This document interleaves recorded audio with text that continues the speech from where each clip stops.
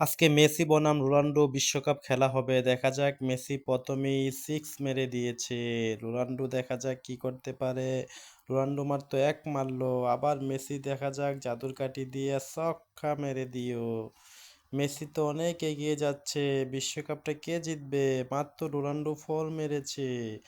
আবারও মেসি তার জাদুর কাঠি দিয়ে ছক্কা মেরে দিয়েছে।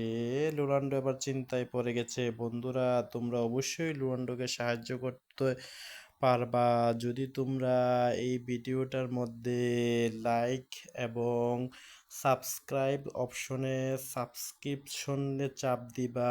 এরপর রিমিক্স অপশনে গিয়ে অন দ্য সাউন্ডে চাপ দিলে এরকম একটা ম্যাজিক দেখতে পারবা। বন্ধুরা, তোমরা সকলেই এই কাজটি করো। দেখা যাক রোনাল্ডো এটা পারবে কিনা।